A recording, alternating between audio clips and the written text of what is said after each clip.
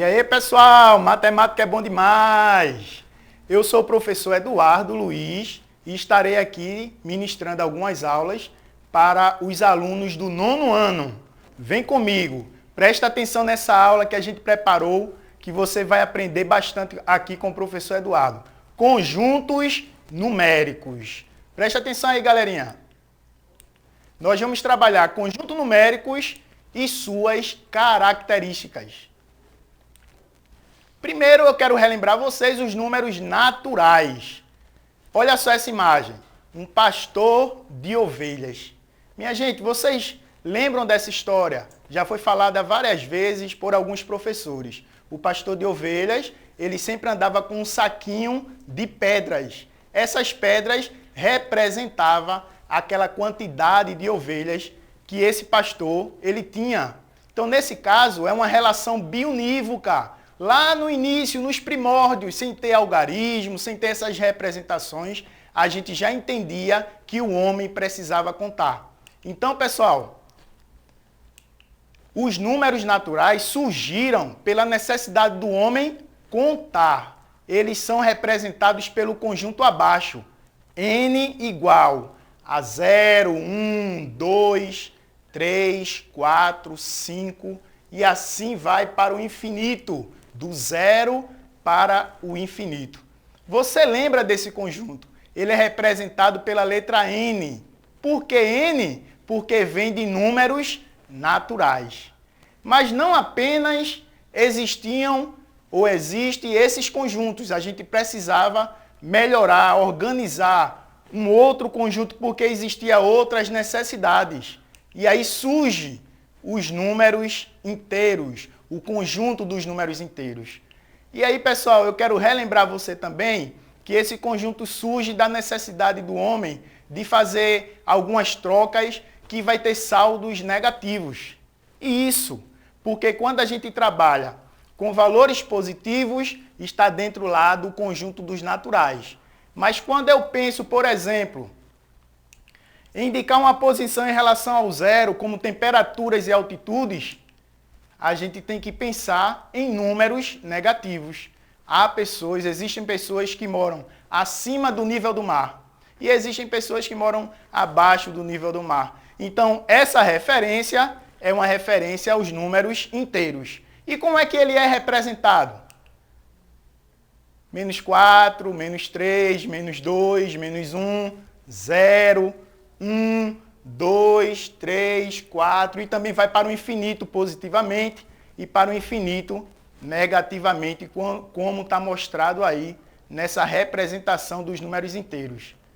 Você sabe por que os inteiros é representado pela letra Z?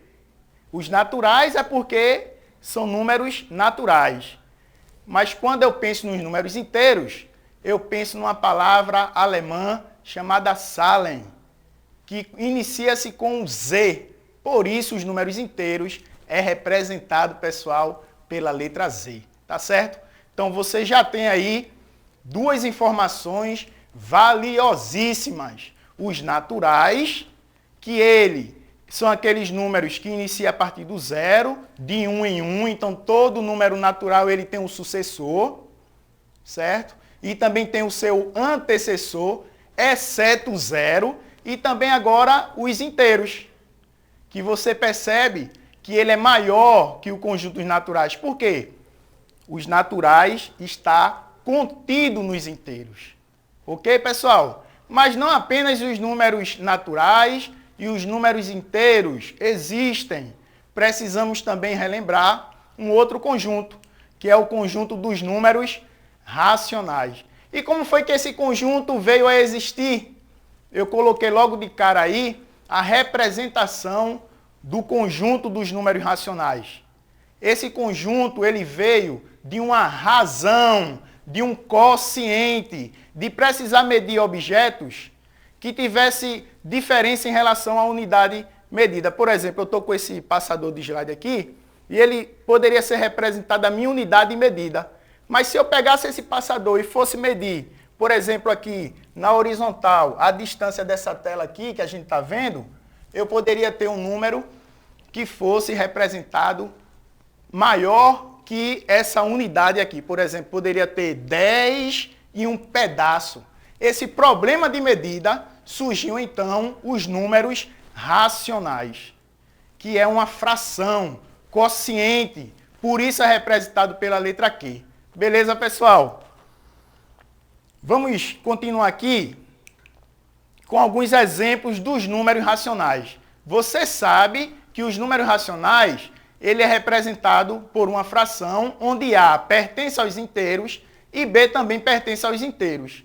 Porém, esse valor de B tem que ser diferente de zero para a fração existir. E aí eu tenho alguns exemplos para você. Preste atenção. Menos 8 é um número inteiro. Ele representa o A daquela razão que a gente está trabalhando ali. E o B também é um número inteiro. Perceba que é diferente de zero.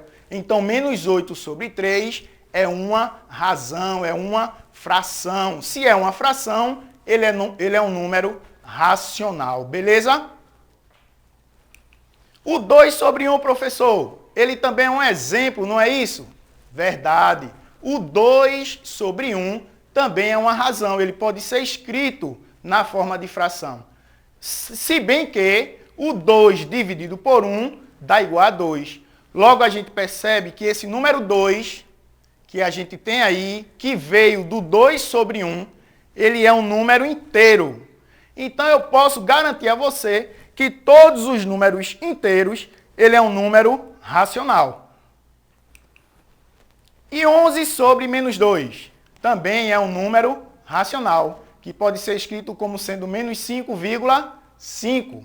1 sobre 9 também é um número racional, que pode ser escrito como sendo 0,111, que é uma dízima periódica. Então, os racionais, ele é representado assim, ó. Ele é maior que os naturais e maior que os números inteiros. Um outro conjunto que a gente precisa relembrar são os números irracionais. Esses números irracionais, ele não é racional, porque a palavra irracional, ela vem de ir, que é um prefixo negação, quer dizer não racional. Então, é não racional. A palavra irracional quer dizer não racional. Então, tudo que não é racional é irracional. Muito bem, pessoal. Vamos só lembrar de onde veio essa história dos números irracionais para vocês aqui.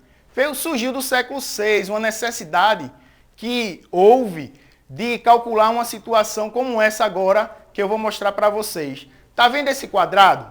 O lado dele é 1, certo? E queriam descobrir a diagonal desse quadrado, que é esse segmento aqui, ó.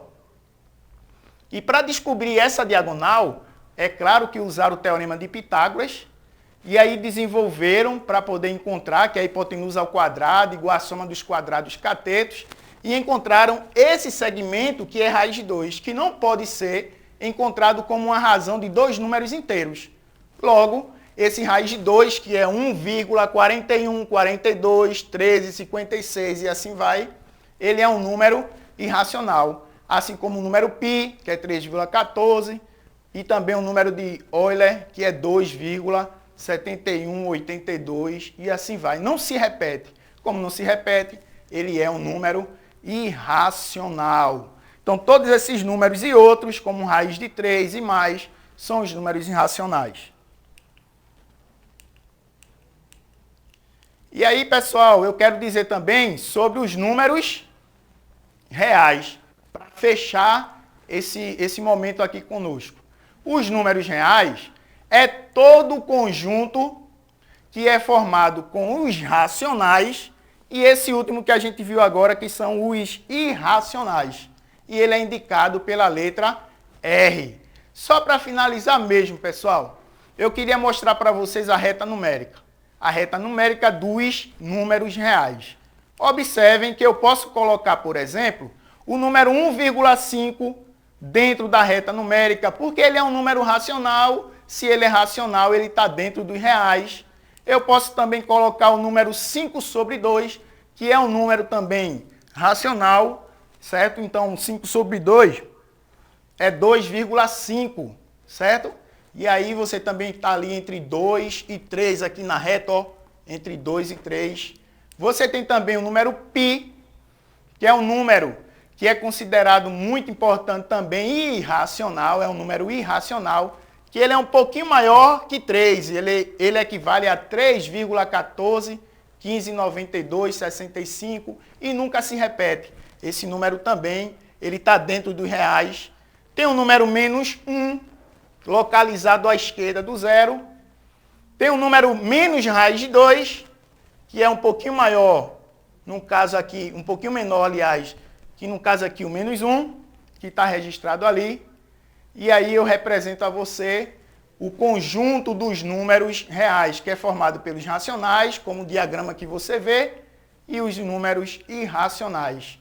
Só para finalizar e deixar aqui um desafio para você, será que você conseguiria representar na reta numérica dos reais os números citados abaixo? Eu quero que você coloque nessa reta numérica aí em casa o número menos 5 sobre 2 e também 2,2 e ainda menos 0,5. Beleza, pessoal? Até a próxima aula, estaremos aqui para fazer você aprender. Até mais, pessoal. Matemática é bom demais!